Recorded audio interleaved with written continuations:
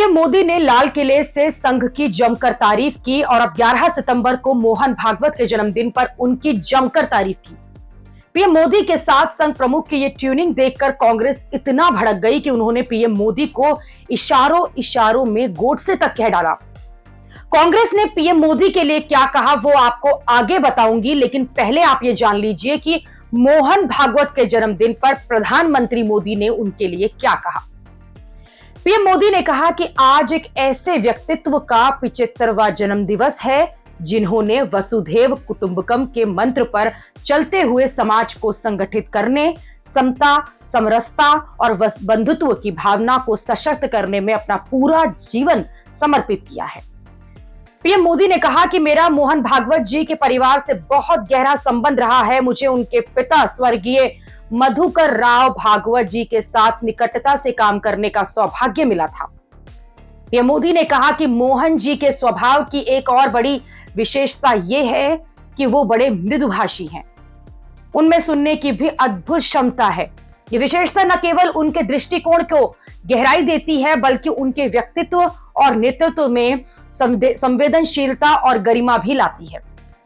PM Modi ने कहा कि हम स्वयं सेवकों का सौभाग्य है कि हमारे पास मोहन भागवत जी जैसे दूरदर्शी और परिश्रमी सरसंघ चालक हैं। पीएम मोदी ने अपने इस लेख में संघ प्रमुख की तारीफ में कोई कमी नहीं छोड़ी, लेकिन ये तारीफ कांग्रेस को चुभने लगी। कांग्रेस नेता जयराम रमेश ने कहा कि पीएम मोदी संघ को खुश करने की कोशिश में लगे हैं। जयराम रमेश ने कहा कि 11 सितंबर 1906 को महात्मा गांधी ने जोहान्सबर्ग में पहली बार सत्याग्रह का आह्वान किया था। बेशक प्रधानमंत्री से सत्याग्रह की उत्पत्ति को याद रखने की उम्मीद करना बहुत ज्यादा है, क्योंकि सत्य शब्द ही उनके लिए अपरिचित है। पर तीखा हमला बोला। जयराम रमेश ने कहा कि प्रधानमंत्री जो स्वयं को नॉन बायोलॉजिकल बताते हैं, अपने प्रवचनों को ऐसे प्रस्तुत करते हैं मानो वो स्वयं गॉड से हो। जयराम रमेश ने इंग्लिश में गॉड लिखा और उसमें से जोड़कर एक तरह से पीएम मोदी को गॉड से कहने की कोशिश की है। सबको पता है कि गॉड से कौन है, लेकिन कांग्रेस ने इशारों में पीएम मोदी को गॉड से कहने की कोशिश कर डाली।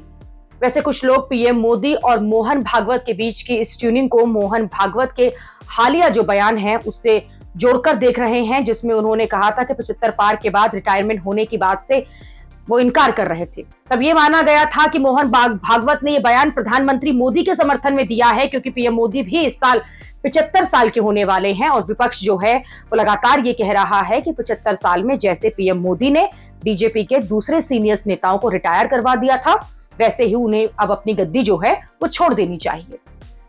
लेकिन संघ प्रमुख ने ही 75 पार के बाद भी रिटायरमेंट की बात खारिज कर दी, तो फिर सारी बहस खत्म हो जाती है। वैसे भी अमित शाह कह चुके हैं कि साल 2029 में भी मोदी ही देश के प्रधानमंत्री होंगे।